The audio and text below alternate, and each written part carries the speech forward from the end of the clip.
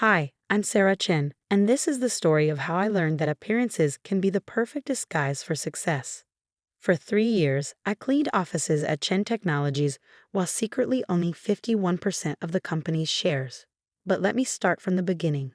I met James Chen at a coffee shop 5 years ago. He was struggling with his startup, working endless hours trying to keep his small tech company afloat. I was immediately drawn to his passion and determination, even though his company was barely breaking even.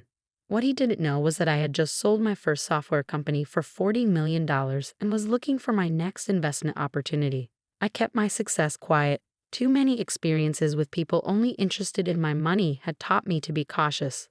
So when James and I started dating, I told him I worked in business operations, which wasn't exactly a lie.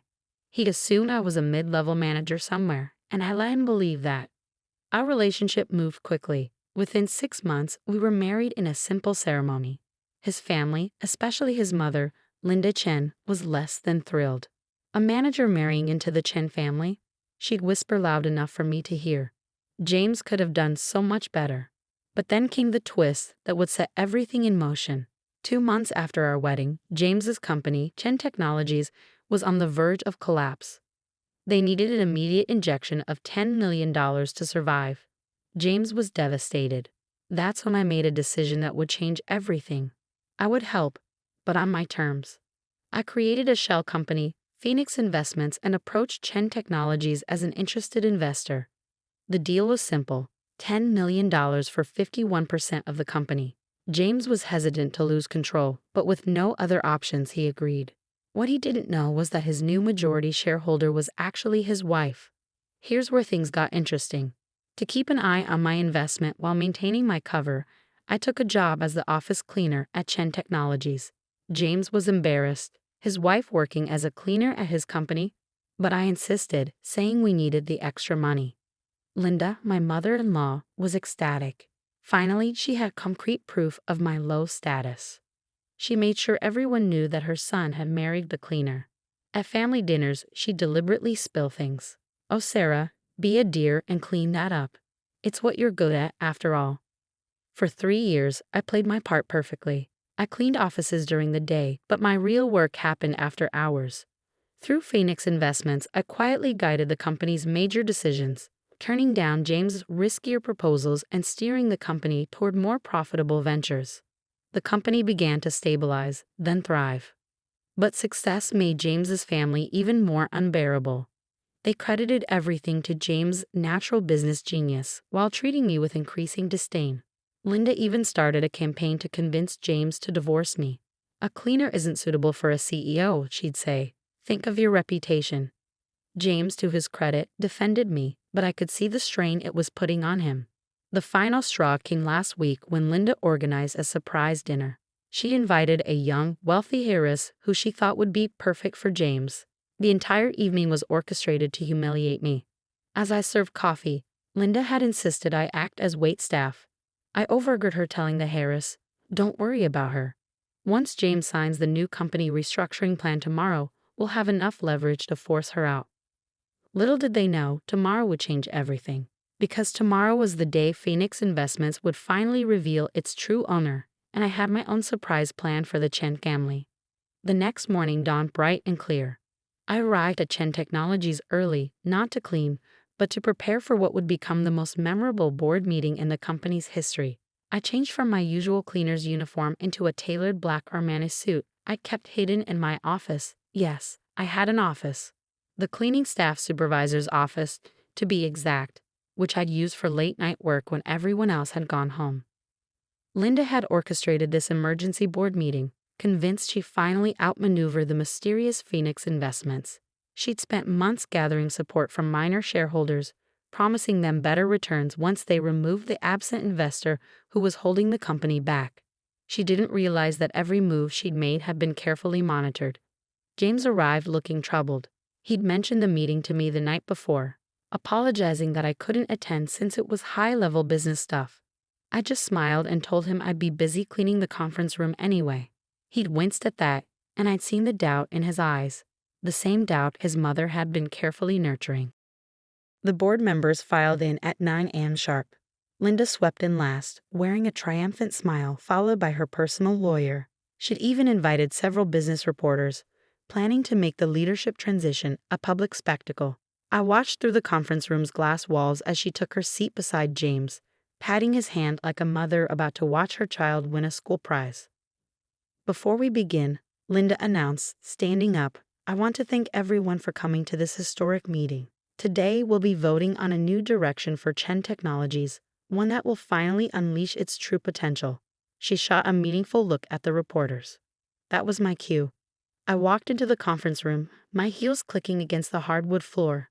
The security guard, who usually gave me friendly nods, now stood straighter, uncertain why the cleaner was wearing an Armani suit. What is she doing here? Linda demanded, her voice shrill. Security. Actually, I said calmly, placing my briefcase on the table, I have every right to be here. I pulled out a folder and slid it across to the company secretary. As the majority shareholder, I believe I should have a say in this new direction. The room erupted in confused murmurs. James stared at me, his face a mixture of shock and confusion. Linda laughed, but it sounded forced. What nonsense is this?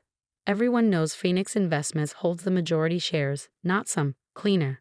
I smiled and opened my laptop, connecting it to the room's main screen. Let me clarify something. My name is Sarah Chen, formerly Sarah Zhang, founder of Zhang Security Systems, which I sold for $40 million 5 years ago. I am also the owner and CEO of Phoenix Investments. I pulled up the company registration documents, watching as the color drained from Linda's face. That's impossible, she whispered. Is it? I turned to the business reporters she'd invited. Would anyone like to fact-check that? Zhang Security Systems sale was quite well documented. One of the reporters was already frantically typing on his phone. His eyes widened. She's telling the truth. Sarah Zhang was named one of the top under 30 entrepreneurs 3 years ago. But she disappeared from the public eye after selling her company. Because I fell in love, I said simply, looking at James. His face had gone pale, his hands gripping the arms of his chair. I wanted someone to love me for me, not my money or success. When I met James, I found that. And when his company needed help, I found a way to provide it while letting him maintain his dignity. Linda had sunk back into her chair, her triumphant smile long gone. But I wasn't finished. I clicked to the next slide, displaying a comprehensive analysis of every attempt she'd made to undermine the company's relationship with Phoenix Investments. Mrs. Chen, you've spent the last year trying to convince shareholders that Phoenix Investments was hurting this company. Let's look at the actual numbers. I walked them through charts showing the company's growth since my investment. Under my guidance, Chen Technologies has tripled its market share and increased profits by 400%. I turned to the board members. The restructuring plan you were brought here to vote on would have stripped Phoenix Investments, stripped me, of my voting rights through a complex shell game of subsidiary corporations. Did anyone bother to ask why a majority shareholder who'd helped deliver such strong returns needed to be removed? The board members shifted uncomfortably, avoiding Linda's desperate glances. The reporters were typing frantically on their phones. This was definitely not the story they'd expected to cover today. Sarah, James finally spoke, his voice hoarse. Why didn't you tell me? I moved to stand beside him, placing my hand on his shoulder. Because you needed to become the leader I knew you could be without living in my shadow. Every decision you made, every success you achieved, was your own. I just helped guide the company away from the riskier ventures. All those nights you came home late from cleaning, he said, realization dawning in his eyes. I was working in my office, reviewing contracts and financial reports. I squeezed his shoulder. The cleaning job was just my cover. Though I have to say, you'd be amazed at what people will discuss in front of the cleaning staff. Linda suddenly stood up, swaying slightly. This is all a lie. Some trick. You're just a cleaner. A nobody. You can't be. Oh, but I am. I cut her off firmly. And now that everything's in the open, we need to discuss your attempts to seize control of this company. The board members might be interested to know about the offshore accounts you've been promising them. I pulled up another document on the screen. Linda's eyes rolled back, and she crumpled to the floor in a dead faint. As people rushed to help her, I caught James's eye. He was still processing everything, but I saw the beginning of a smile tugging at his lips. You really cleaned up this situation, didn't you? He whispered, and I knew we would be okay. But the day wasn't over yet. As Linda was helped into a chair, coming around, I prepared to reveal the final phase of my plan. One that would secure the company's future and put an end to the power plays once and for all. In the chaos that followed Linda's fainting spell, I maintained my composure and continued the meeting. After all, I hadn't spent 3 years building this company to let one dramatic revelation derail our future. As Linda was helped back into her chair, still pale and shaking, I moved to the next phase of my presentation. Now that we've cleared up the matter of ownership, I said, clicking to a new slide, let's discuss Chen Technologies' future. I laid out my vision, a merger with my new startup, a quantum encryption company I'd been quietly developing on the side. The combined companies would be worth over $500 million. This is what you've been trying to prevent, Mrs. Chen, I said, addressing my mother-in-law directly. While you were busy planning my removal, I was negotiating one of the biggest deals in Silicon Valley's cybersecurity sector. The reporters were practically salivating. One had already published a breaking news tweet that was going viral. Cleaning lady revealed as secret tech millionaire CEO during hostile takeover attempt. James finally found his voice again. All those times you said you were at night school, learning business basics. I was meeting with investors and development teams. I smiled apologetically. I'm sorry for the deception, but I needed to keep this quiet until everything was in place. Linda, who had recovered enough to speak, tried one last time to regain control. The board won't approve this, she said weakly. They know better than to trust some what, mother? James cut in, standing up. Some woman who built a successful company from scratch.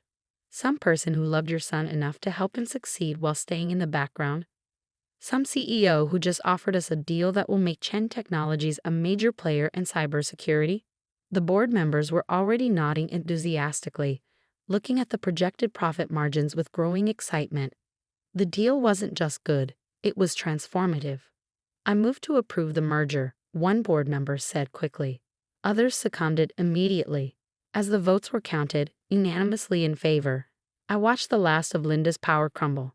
She'd spent years building her influence in the company, positioning herself as the mother of the CEO, the wise advisor, the power behind the throne. Now she was just the woman who had spent 3 years mocking her daughter-in-law for being a cleaner. The meeting concluded with the signing of preliminary merger documents. As people filed out, buzzing with excitement about the company's future, James pulled me aside into his office. 3 years, he said softly. 3 years of watching my mother belittle you, of seeing you clean floors and empty trash cans. Why did you put yourself through that? I took his hand. Because I believed in you. In us. I wanted to help you succeed without making you feel less. I've seen too many relationships destroyed by money and power imbalances. He pulled me close. You know what amazes me most? Not that you're secretly wealthy or that you've been running the company from the shadows. It's that you were willing to clean toilets just to stay close to me and help the company succeed.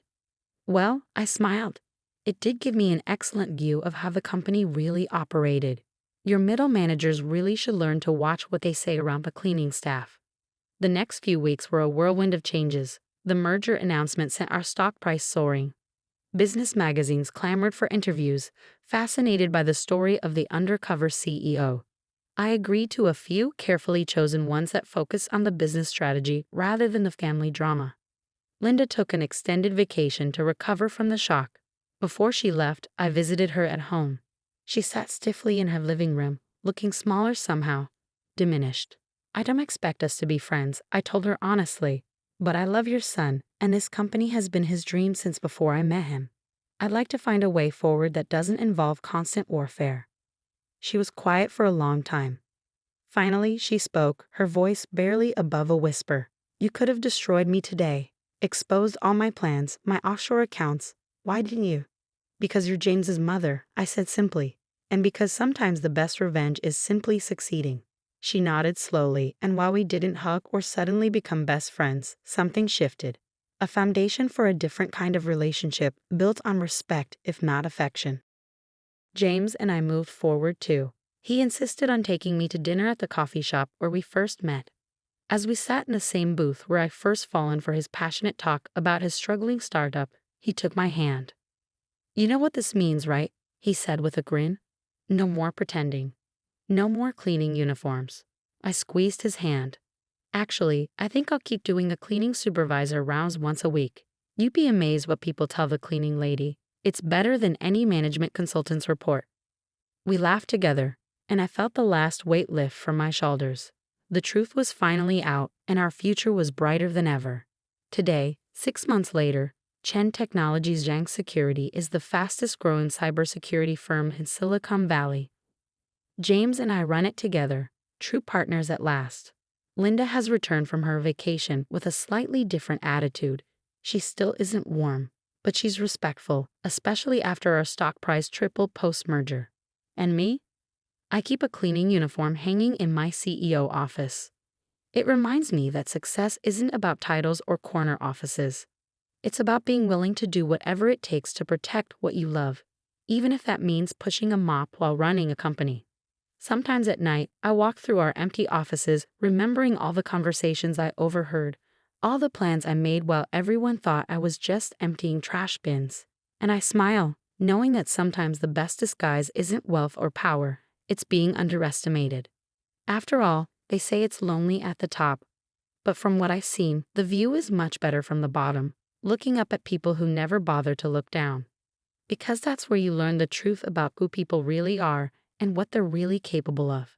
And as for James, he still occasionally teases me about my night school classes, but now when he introduces me at business functions, he always adds with a proud smile, "My wife. She really knows how to clean up in business."